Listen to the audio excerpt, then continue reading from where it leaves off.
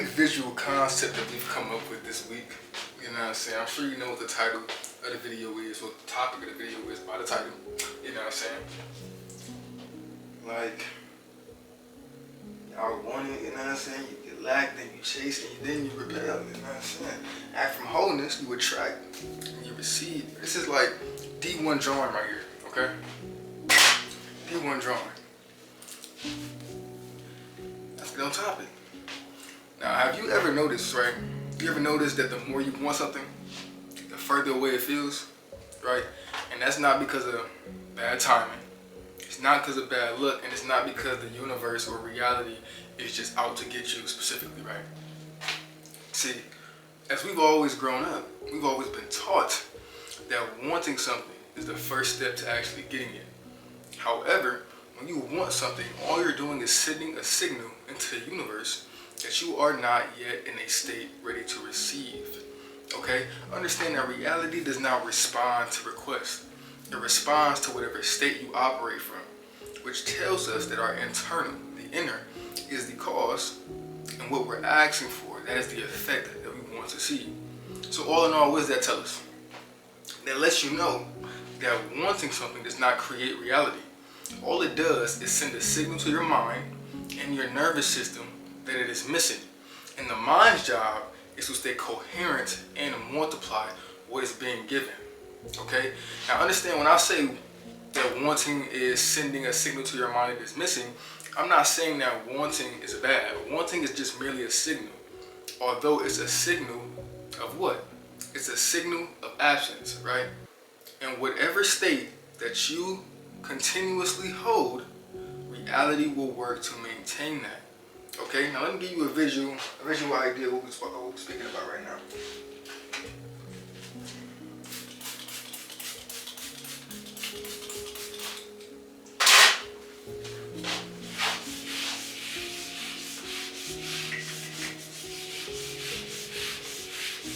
See, when it comes to getting to your desired reality or getting your wants, a lot of times people like to continuously change the way that they want things, thinking that they would get it, right? Right, changing how they want it, changing how they ask for it, right? But like we said, wanting something, no matter how you want it, is a signal of absence. Alright?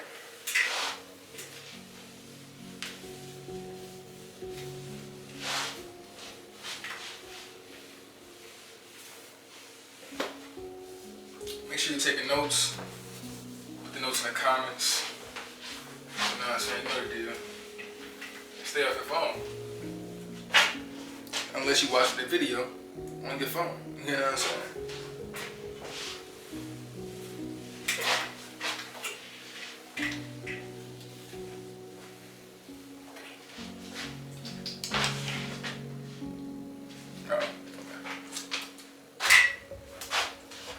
Right?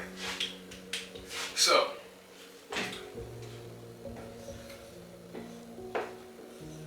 the state that you're in will create a particular perception, right? And the state that you're in, as of currently, it gives you a certain perspective on life and reality, right?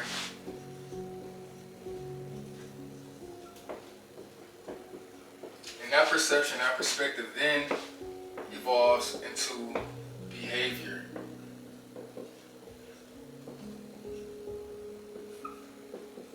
Which either causes you to make certain action or simply have a particular reaction. Now, when I was saying that people continuously try to change how they want things, instead of coming to the source, instead of coming to the core, right here at state, and changing the state, they continuously try to change the behavior part of things, right? They try to change their mood boards. They try to change their vision boards, the way they affirm things, their affirmations, right? They try to change how they pray, right? What I'm telling you is that changing how you want something is trying to change an effect with an effect, and that's just not how life works. You must change the cause if you want a different effect. So once you change your state, everything begins to trickle down and everything changes, right? And if you continuously put yourself in a state of already having your desired reality, you will then become aligned with the things that will get you there, and you will become a person who's not relying on emotion. You will be relying on stabilizing an identity to get to your particular reality. Okay? So, in the Hermetic text Kabbalion, shout out to the Kabbalion, shout out to Three Initiates, shout out to Hermes, right? They speak about how all experience begins in the mind, the law of mentalism, and it starts from your thoughts. Your thoughts will then go into matter. Your thoughts are matter. They go into your subconscious beliefs, right? And that creates a perception upon reality on how you view things, which then, of course, causes behavioral shifts, right? And that determines how you act on things. You get what I'm saying? Now, it's not only in these Hermetic texts to where we see these things come into life. It is also in the Bible. Yes, the Bible. Matthew 25:29. He who has will be given more, and he will have it in abundance, right? And he who has not, even what he has, will be taken away. Understand that this scripture is not talking about punishment. It's not talking about possessions. It's talking about whatever state that you occupy from, right? Are you operating from an I have state, or are you operating from an I want state? Remember, I want state is an absence. You're telling yourself that you're basically separate from this particular want or this particular reality. You get what I'm saying? So if you're operating from an I have, you're doing things on expectation. You're expecting these things to happen, right? You're making decisions easier, right? But if you're operating from an I want, being separate from certain things, you hesitate, right? You second guess yourself. You understand what I'm saying? This scripture is not talking about God having favorites. It's talking about your consciousness amplifying whatever signal you're giving it. Whatever signal it's receiving is going to amplify it, is going to multiply it, or it's going to stay coherent with what is being given. You hear me? So now let's get into a real life example so you can truly get what I'm saying, if you may not already. We'll do an example about two individuals that want money, and one individual is operating from an I have state, while the other individual is operating from an I want state.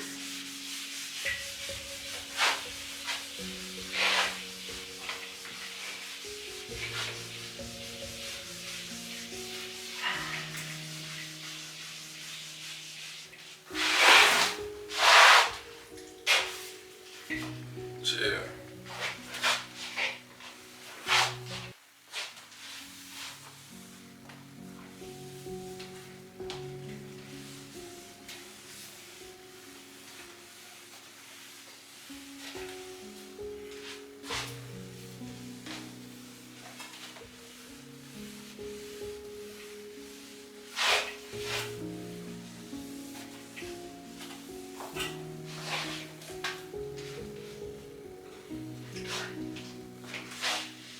So like we said, we're rocking with two individuals who are working from an I have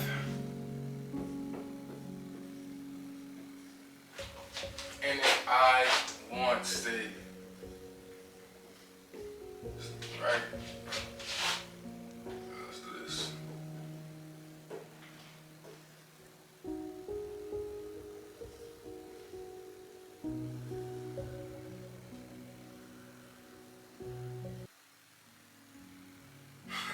It's like so uneven, so one-sided. Okay.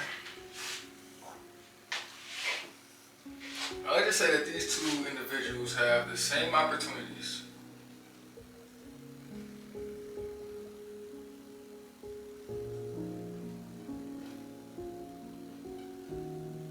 Right? They're living in the same city.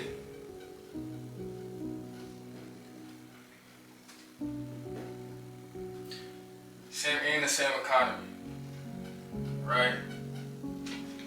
Only thing different is their internal states, right? So on one hand, we got the individual who internally has, right? So understand the topic of this is wanting to make more money or having more money. Internally, this individual feels, now they don't have $1 million in the bank, okay? But internally, they feel capable. Internally, They feel resourceful. And they feel like at the right moment there will be a right play to make. So with that perspective and that mindset, it evolves into a behavioral shift, which they then start to think in long term, right? They start to invest. They start to negotiate. They start to leverage, right? Networking. You understand? Negotiating calmer. You dig what I'm saying? So it started from a different state that led to strategic thinking, which then led to better decisions, which it will become inevitable for them to make more money and or have more money. You get what I'm saying? Now, on the other hand, you have the individual who is in an internal state of I want. So what does that mean? This individual particularly has the same amount of money as this individual who has, right? However, they think in a scarcity mindset. So that mindset and that perspective evolves into another behavioral shift, which they then think in short term. They rush things and they don't take risk. And even if they do take risk, they take risk out of desperation. See, when your body is their body is basically in survival mode. And when your body is in survival mode, what happens? It reacts. It reacts over strategizing. You dig what I'm saying? And that's a natural response. I'm not saying that being in survival mode is based off stupidity or weakness. You dig what I'm saying? It's natural for the body to go into survival mode when it feels that resources are scarce. That's a natural thing to do. What I'm bringing to the forefront is understanding that you will have the capabilities to get out of survival mode willingly, consciously. Okay, all you have to do is shift pose. You dig what I'm saying? We're gonna get to how to shift pose as well, right? But this is where shit's gonna get a little bit deeper. A lot of the times you don't really want the thing or the particular person. You want the feeling that you believe getting the particular thing will give you, right?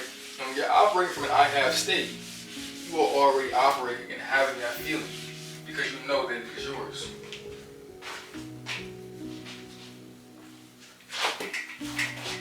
We did an example on money, so let's do an example on individuals, wanting a particular person, right?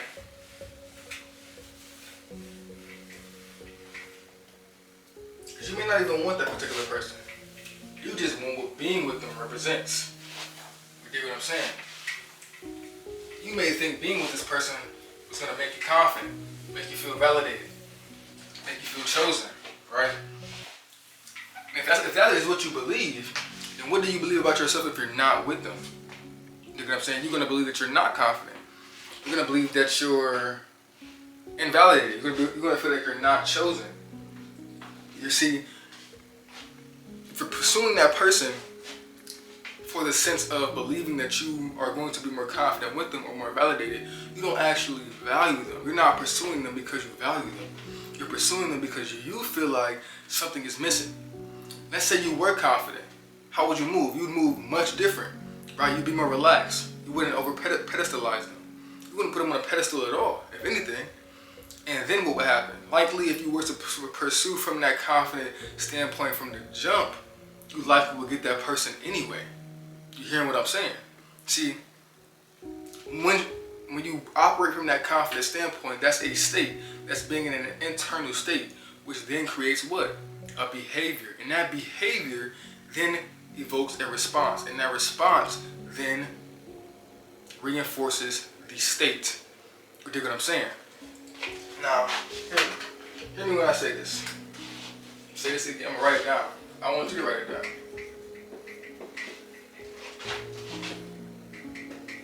Your state creates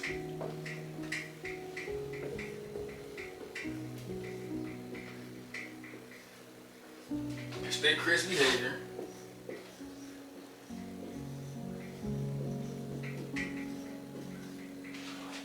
Your behavior shapes responses.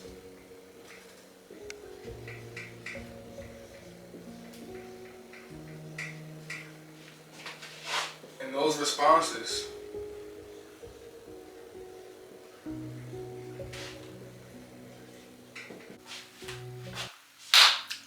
before we were rudely interrupted, you know what I'm saying? I apologize. Battery died, back at it.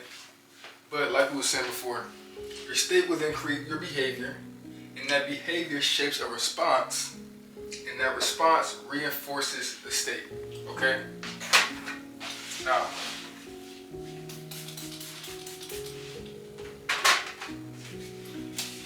if feedback reinforces states, if the feedback is constantly going to reinforce the state, right? You have to understand that staying in that particular state and simply trying harder is not going to get you what you want, right? Putting forth more effort is not what you need to do. You need to shift pose. That's the only way. That's the only way. Putting forth more effort inside a particular state is not going to get you what you want, aka what you already have. You must shift pose into being an individual who already has it, who already has the thing, already has the individual, right? So now we're gonna go into another example for my entrepreneurs, right? Regarding wanting success and simply being in an identity that already has success. Okay? Where's my marker? Okay.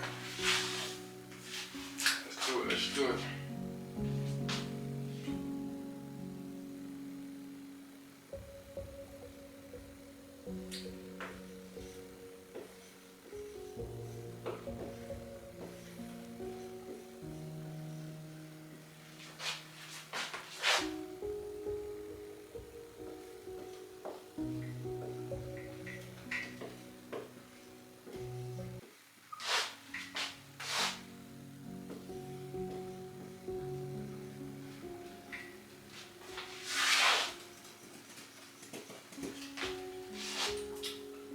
Alright, my hand is like cramping crazy.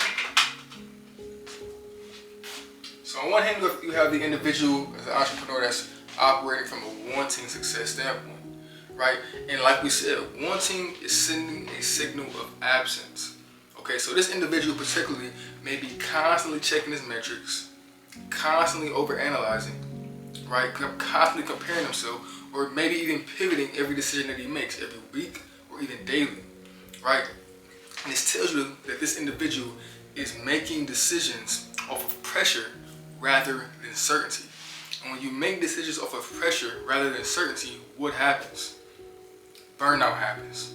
You undervalue yourself. You undervalue or underprice your products or your services. And why do you do this? You do this because you're operating from an I don't have standpoint, being absent to what you believe that you should get, but you don't get it because you're not operating in an inevitable success standpoint. When you operate in an inevitable success standpoint, you think in long term, right? When you hit a low and maybe your lack of clients, less revenue, you feel what I'm saying, less viewership, what happens? You may feel low, but someone who's operating in inevitable success is going to refine. Take those moments, instead of panicking, they are going to refine. They are going to improve systems. You understand what I'm saying? Building a business is not built by wanting success. It's built by operating from the identity that has success. Being in that you are the vehicle to get to your success, to get to your wants. You must act like it. You dig what I'm saying? It's that simple, bro. It truly is that simple. It can be that simple. Dig what I'm saying? It can be that simple. The individual that's operating from inevitable success, they don't need proof every day. They don't need proof every day because they're operating from identity. They're not riding emotions, they're riding their identity, keeping their identity steady. And this is where a lot of individuals get confused, because you can shift pose, but you need to understand that your emotions will not cooperate immediately. You know what I'm saying? And this is going to come from the law of rhythm. Shout out to the Kabbalion once again. Shout out to the three initiates once again. You know what I'm saying? You need to understand that your emotions will not cooperate immediately because everything moves in cycles. Okay? Everything moves in cycles. Rhythm means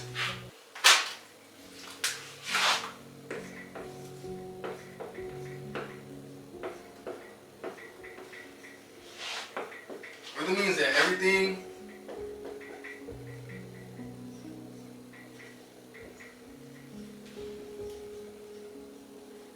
moves in waves. And when we say waves, it's the same thing as cycles, right? It's going to move from its highs to its lows, and vice versa, right? It's going to expand, it's going to have expansion, and it's also going to contract. Understand that emotions move the same way. There's going to be times where you have the doubt, but it's up to you to be operating from that steady identity, that stable identity, so that you are not riding emotions. If you're riding emotions, you're going to let these highs be the reason you over-identify. And when these highs disappear, because remember, everything moves in cycles. Nothing is like outside of this law. Everything moves in cycles. So if you operate and make your identity about these highs, when these lows come around, what's going to happen? You're going to feel a loss of self. You're going to feel a loss of identity, right? Because you put your identity in place to emotions rather than who you really should be to get to your desired reality. Are you listening to me? Are you hearing me? Are you copying? Copy? Thank you. Now, like we said, the highs and the lows. So let's start off with an example, right? Let's say on day one, let's say you want to start content creation, right? On day one, you focused, you clear-headed, you motivated, right? That's one part. That's the high. Let's say it's the highs, right? By the time you get to day 7, you've made decisions upon getting to your desired reality. You've made decisions getting towards your wants, right? But now doubt erupts, frustration erupts, right? It's very important that on this day 7, when doubt comes in, that you use